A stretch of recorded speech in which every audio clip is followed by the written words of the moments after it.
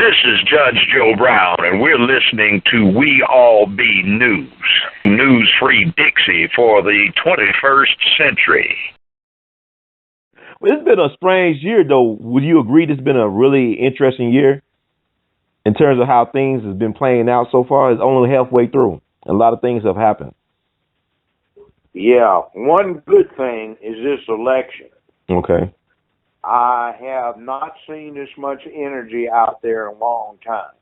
Mm-hmm. I don't appreciate the negativism of Trump. Okay. But what he has done is he has jumped into the fray where people are sick and tired of everybody involved in politics trying to be nice, nasty, apologizing every time they offend somebody, trying to be all this, that, and the other, and doing nothing for the people. So when Trump gets in somebody's face, people love it. When Bernie Sanders started galvanizing people by saying, hey, I've got an alternative, something that I'm not concerned with is on the level of what you think is realistic. In other words, realism being equated with his followers with, look, what you're trying to do is keep it down so you can keep on doing what you're doing for somebody that's got you in their back hip pocket, not for the rest of them. Mm-hmm. Wow. See, if I could do it this way, I'd say right now in the world of politics, the Republican Party has a rank and file that would eat by preference at Cracker Barrel. The Democratic Party has a rank and file that would probably try and eat at Red Lobster or Logan's Roadhouse. Mm-hmm. The Republican hierarchy would probably try to eat in a private club. And the Democratic hierarchy would probably try to go to a vegan, trendy restaurant. So people just are, I think, very fed up with politics as usual. And there is an old saying, to consistently do something in a consistent fashion and to have a consistently bad result is the classic definition of insanity. Yes, sir. I'm glad mm-hmm. that between these two, Sanders and Trump, you have gotten a lot of people on both sides of the aisle fired up and anxious to do politics. They want to get re-engaged, and it is more interesting to them than, say, watching some of the entertainment distractions. Right, right. Do you think that Donald Trump crossed the line with the judge and some of his Mexican heritage, like he didn't trust him to preside over his Trump University hearing? Was that over the line? You know what? My sense of this is I'm a supporter of the First Amendment. Mm-hmm. And I am very much fed up with everybody being so thin-skinned and delicate that they can't take the heat.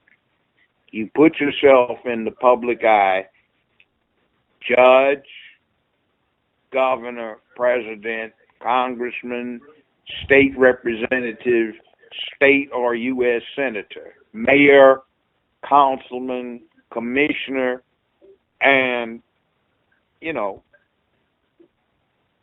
you are where the people are supposed to be able to shoot at you. You're where everything comes together. Right. It is not a polite process. People die in gas chambers. People lose their earning capacity. They lose their livelihoods. They lose their property. People die in foreign conflicts. People lose their homes. People don't get a higher education, you see, based on what your political leadership does. So the things that happen as a consequence of the actions they take are not nice. Therefore, the citizenry or anybody who is involved in the process need not be nice. See, they've got the Tea Party on the right, and they've got the tea time type on the left that want to be polite and mannerable while they sip tea and stab each other in the back or double-cross folk with a smile. The Tea Party type want to dump the tea in the harbor and create hell and be crude about it. But you see, there's still an accountability on both sides. You know, you've got a situation now with Hillary and Trump. And with Trump, you see the poison sitting in the bottle prominently labeled next to the plate. So you watch him to see that there's no poison being put in your plate and given, you know, along with the serving that's given to you. Right. With Hillary, the bottom line is she'll sneak it in with a dose of sugar, and you won't find out you've had it slipped to you until you find your poison. Yes, sir.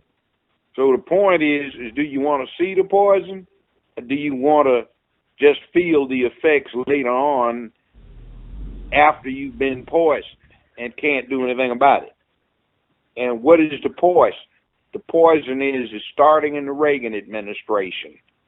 There was an axe driven into the American system that severed the interest of the middle class from the upper class.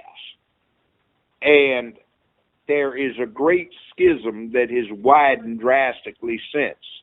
It has widened badly under Bush. It widened even more so under Obama.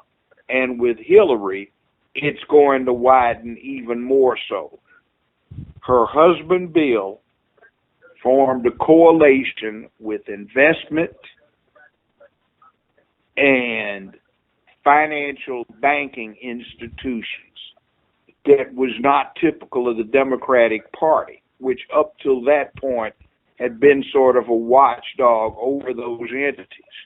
Now they're in everybody's bed, and the Democratic Party is no longer an instrument of protecting ordinary people.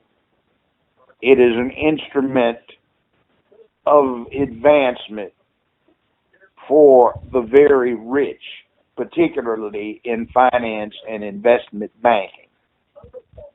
The Republican Party, it promotes itself on manipulating xenophobic and negative tendencies in people. While the leadership is in the pocket of the very rich, but not necessarily the finance and investment banking bunch. With Trump, you don't know what you're getting because he's part of that privileged bunch, but he doesn't do investment or finance. He builds stuff and he rents stuff and he develops real estate. Investment banking and financial institutions, they don't build stuff. They don't make stuff. They gamble. And they make money off of the efforts of others.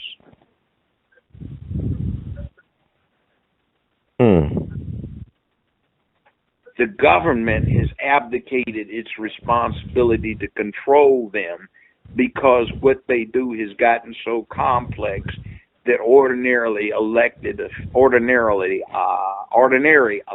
officials don't understand it.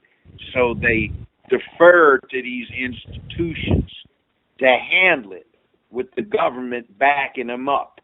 You see, private enterprise is supposed to be about putting your own money up, running an enterprise, That's right. and either making it or not making it. When you run yourself off of tax dollars and they won't let you fail because you're perceived as being too big to fail, and your failure is against the public interest, so you are insured by the public, that's not the same thing.